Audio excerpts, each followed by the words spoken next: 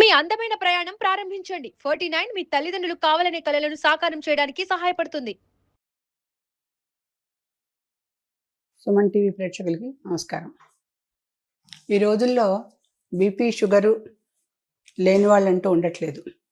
Sugar ఒక రోగం కింద డాక్టర్లందరూ నిర్ధారించి దాన్ని ఆసరా చేసుకొని మీకు సైడ్ ఎఫెక్ట్స్ ఇవి వస్తున్నాయి అవి వస్తున్నాయని చెప్పేసి రకరకాల మందులు ఇవ్వటము, షుగర్ తగ్గలేదని చెప్పేసి ఇంకా మందులు పెంచటము, ఇలా చాలా చోట్ల వింటున్నాం.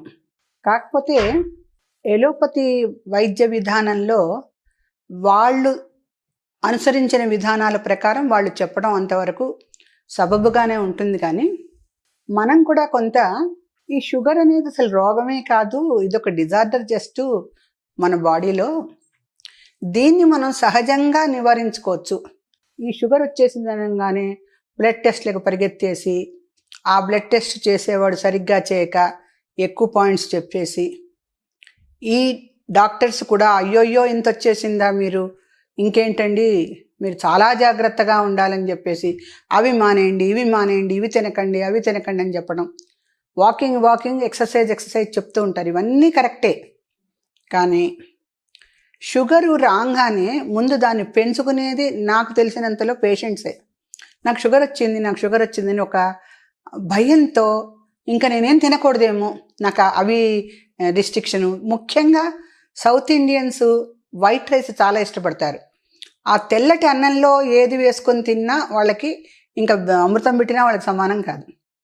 అందుకని నేను అన్నం తినలేకపోతానేమో, పండగ పబ్బాలు వస్తే కూడా ఒక స్వీట్కి నేను కరువాచిపోవాల్సి వస్తుందేమో.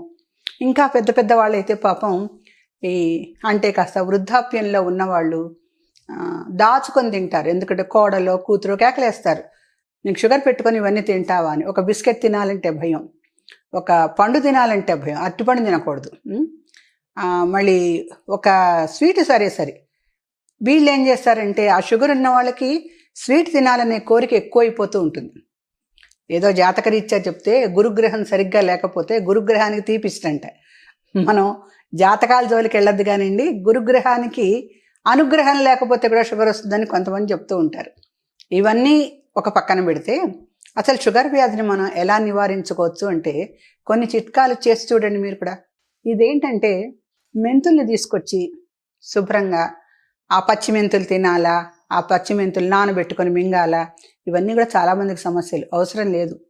ఆ మెంతుల్ని చక్కగా దోరగా వేయించి దాంట్లో చిటికెడు ఉప్పు కారం వేసి రోజు ఏదో కారపొడో నిమ్మకాయో మొదటి ముద్దలో వేసుకొని తిన్నట్టుగా ఒక మెంతి పొడిని కాస్త వేసుకొని తినండి. చక్కగా కొమ్మగా బాగుంటుంది.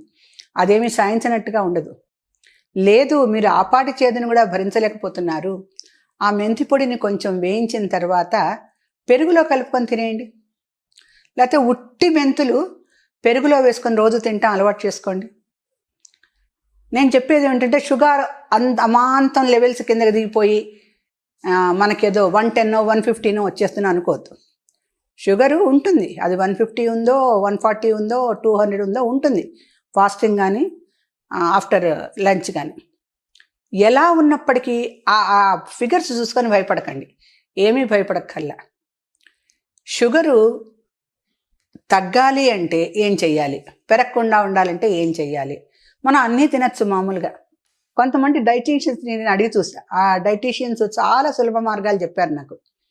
ఏమీ అవసరం లేదమ్మా, ఈ తెల్లటి అన్నం తినాలనేటువంటి ఒక యావ ఉన్న వాళ్ళందరూ కూడా ఆ బియ్యంలో ఉండే కార్బోహైడ్రేట్సే కదా ఎక్కువ హాని చేసేది.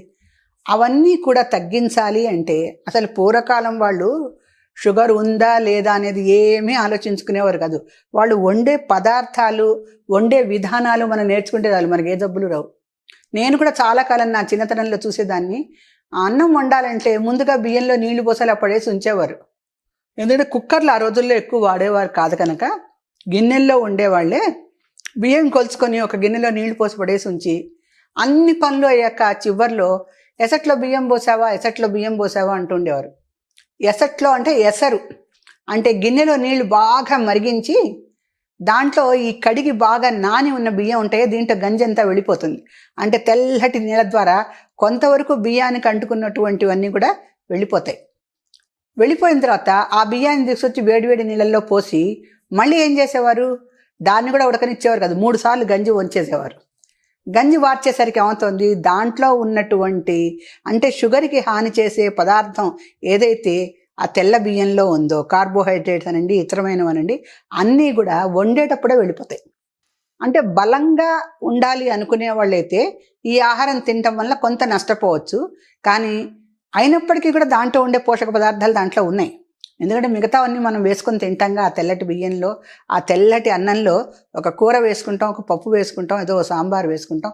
ఇవన్నీ వేసుకున్నప్పుడు ఆ బియ్యంలో కొంతవరకు తగ్గిపోయినటువంటి కార్బోహైడ్రేట్స్ రేటుని ఇవన్నీ కాంపెన్సేట్ చేస్తూ ఉంటాయి. మనకేమీ నష్టం జరగదు.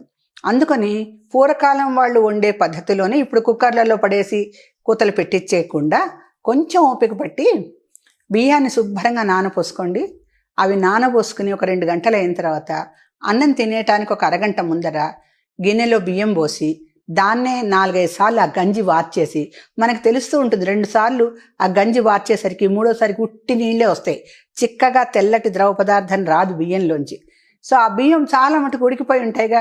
మూడోసారి మనం గంజి ఉంచేసరికి ఊరికే తెల్లటి నీళ్లు, ఊరికే సన్నటి, అంటే మామూలుగా మంచినీళ్ళు పడితే గ్లాసులో ఎలా ఉంటాయో అటువంటి నీళ్ళే వచ్చేస్తే దాంట్లో ఇంకా గంజి అనే పదార్థం బియ్యంలో లేదని మనకు తెలిసిపోతుంది. అప్పుడు ఇంకా నీళ్లు పోయకుండా స్టవ్ మీద పెట్టి మూత పడేయండి. శుభ్రంగా పువ్వల్లే అన్నం ఉడుకుతుంది.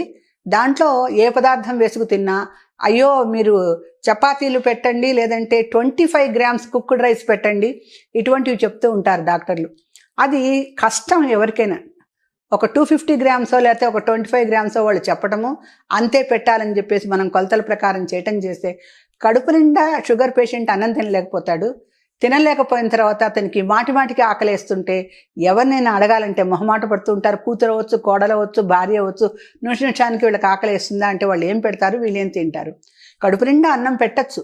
ఈ గంజివార్ చేసిన అన్నం శుభ్రంగా వాళ్ళకి పెట్టి ఎక్కువ నూనె పదార్థాలు లేకుండా కూరలు అవి వండి పెడితే వాళ్ళకి చాలా మటుకు, నేను మళ్ళీ చెప్తున్నాను, షుగర్ లెవెల్స్ ఏమీ డౌన్ అయిపోవు, పెరగవు కనీసం. అంటే రాను ఇప్పుడు ఈ మెంతి పొడి ఒకటి చెప్పుకున్నాము, అన్నము గంజివార్ చేసిన అన్నం ఒకటి చెప్పుకున్నాం. మూడోది ఏంటంటే పొద్దునే లేవంగానే ఒక మెంతి కూర కట్ట తీసుకొని దాన్ని శుభ్రంగా కడిగేసి గ్రైండర్లో ఆ మెంతి ఆకులు వేసేసుకొని ఒక చిన్నపాటి కాకరకాయ దాంట్లో వేసుకోండి. లేదంటే 2 మనకి ఇవన్నీ ఈజీగా మార్కెట్లో దొరికేవే. కాకరకాయ ఏమంత ఖరీదు కాదు, మెంతి కూర ఏమంత ఖరీదు, మనం పెట్టే ట్యాబ్లెట్స్లో 4వ వంతు రేట్లు ఇవన్నీ. శుభ్రంగా అవి తెచ్చుకొని ఒక అంత వేపాకు తెచ్చుకోండి. రోజుకి 2 వేపాకులు అంటే వేప రెమ్మలు అవి తీసుకొని దాంట్లో వేసేసి గ్రైండ్ చేసి వడగొట్టేసుకొని దాంట్లో నిమ్మకాయ రసం పిండుకొని తాగేసేయండి. అది సైన్స్ అన్నట్టుగా ఉండదు, ఏమీ వాంతి వచ్చేటట్టుగానే ఉండదు, ఈజీగా తాగేసేయచ్చు. ఒక్క గ్లాసుడు చేసుకొని తాగండి. లేదు ఒక కాకరకాయ, మెంతి కూర కాకరకాయ, లేదంటే మెంతి కూర వేపాకు, ఈ రకంగా చేయటం వలన మీకు షుగర్ తగ్గకపోతే అప్పుడు అడగండి. రెండోది, ఈ ఆకుకూరలతో పాటు రకరకాలు వేసుకోవచ్చండి మనం. ఈ ఆకుకూరలతో ఒకరోజు 2 వేపరెమ్మలు, ఒకరోజు కాకరకాయ ముక్క అంతది, ఒకరోజు ఈ మార్కెట్లలో దొరుకుతుంది నేరేడు గింజల పొడి. ఇప్పుడు ఈ రోగాలు ఎట్లా పెరిగినాయో మనకి షాపులలో దొరికేవి కూడా అన్నీ అలాగే. డ్రై ఫ్రూట్స్, లేదంటే రకరకాల పళ్ళ విత్తనాలు, గుమ్మడి గింజలు అంటారు, తీయ గుమ్మడి గింజలు అంటారు, దోస గింజలు అంటారు, అన్ని రకరకాల గింజలు అమ్ముతున్నారు. ఇవన్నీ తినండి అంటున్నారు. పోనీండి, అవన్నీ కూడా తెచ్చుకొని తింటూ ఉంటే కొంతవరకు కడుపు నిండుతుంది. ఏదో షుగర్ వచ్చిన వాళ్ళు అవి తినకూడదు ఇవి తినకూడదు కూడా, ఇటువంటి పదార్థాలు తినటం వల్ల నష్టమేం లేదు. అలాంటి డ్రై ఫ్రూట్ షాప్స్లోనే నేరేడు గింజల పొడి అని అడగండి, చక్కటిది ఆయుర్వేదం షాప్స్లో దొరుకుతుంది. మామూలుగా ఈ డ్రై ఫ్రూట్ షాప్లలో కూడా చాలా మటుకు ఇస్తున్నారు. ఆ నేరేడు గింజల పొడి తీసుకొచ్చి పొద్దున్నే, ఇప్పుడు మనం 4 చిట్కాలు చెప్పుకున్నాం. ఒకటి మెంతి కూర కాకరకాయ కలిపి గ్రైండ్ చేసి తాగటం, ఒకటి మెంతి కూర వేపాకు రెమ్మలు 2 వేసుకుని గ్రైండ్ చేసి తాగటం, మూడోది నేరేడు గింజల పొడి చెప్పుకుంటున్నాం. ఈ నేరేడు గింజల పొడి తీసుకొచ్చేసి కాస్త నీళ్ళల్లో వేసుకొని కలిపేసుకొని తాగేస్తే కొంతమందికి షుగర్ డౌన్ అయిపోయిన కేసులు కూడా విన్నాను నేను. అమ్మో పొద్దునే నేరేడు గింజల పొడి ఇవ్వకండి, మరీ తగ్గిపోతుంది షుగరు అని చేసి చెప్పిన వాళ్ళు కూడా ఉన్నారు. అంటే క్రానిక్ పేషెంట్స్ ఉంటారు షుగర్లో, వాళ్ళకైతే అంత వెంటనే ఏమి దిగిపోదు, మినిమంలోకి వస్తుంది. కనీసం 200 300 ఉన్న వాళ్ళకి 150 140 వస్తుంది. మెల్లిమెల్లిగా మనకి చెప్పిన ఫాస్టింగ్ రేట్ 90 to 110 ఉంది కదా, అక్కడ దాకా రాకపోయినా 110కి కొంచెం 10-15 ఎక్కువ ఉంటుంది. డాక్టర్ దగ్గరికి వెళ్తే కూడా ఏం భయపడక్కర్లేదమ్మా, ఆ మాత్రం ఉండొచ్చు మీ వయసుని బట్టి అని చెప్తూ ఉంటారు. అందుకని షుగర్ వచ్చింది అనగానే ట్యాబ్లెట్ల వెంట, డాక్టర్ల వెంట, రక్త పరీక్షల వెంట, ల్యాబులన్నీ కూడా రకరకాలుగా కమర్షియల్ అయిపోయినాయి. మెషిన్స్ రకరకాలుగా కమర్షియల్ అయిపోయినాయి. ఇవన్నీ కూడా ఏంటంటే చాలా అంటే మనం వైద్య విద్యా విధానాన్ని విమర్శించినందువలన మనకి ఏమీ మేలు జరగదు. మనకి మనం ఆత్మపరిశీలన చేసుకొని ఈ డాక్టర్ ఈ మందు చెప్పారు, ఒకసారి గూగుల్ ఇప్పుడు అందరికీ అందుబాటులో ఉంటుందిగా, దాంట్లో సెర్చ్ చేసుకోవడం, సైడ్ ఎఫెక్ట్స్ చూసుకోవడం. అలాగే ఈ ట్రీట్మెంట్కి ఇదేమిటి అంటే కూడా గూగుల్లో బ్రహ్మాండమైన మందులు ఇస్తూ ఉంటాడు. అంటే ఆయుర్వేదం ఇస్తాడు, హోమియో ఇస్తాడు, ఎలోపతి ఇస్తాడు. ఒకసారి ఆయుర్వేదాన్ని కూడా మీరు కొట్టి చూసుకోండి, మీకు ఇప్పుడు నేను చెప్పినవన్నీ తప్పకుండా కనిపిస్తాయి. ఎందుకంటే ఇవన్నీ కొన్ని వాళ్ళు తీసుకొని షుగర్ తగ్గించుకున్న వాళ్ళు నాకు చెప్పారు. నేను కూడా సాధారణంగా షుగరు రాని రాకపోని, ఉండని ఉండకపోని అని ముందు జాగ్రత్త చర్యగా ఈ రసాయనాలు తాగటం వల్ల నష్టమే ఉంది అని చెప్పేసి ఇప్పుడు నేను మీకు చెప్పిన విధానాలన్నీ నేను కూడా పాటిస్తూ ఉంటాను.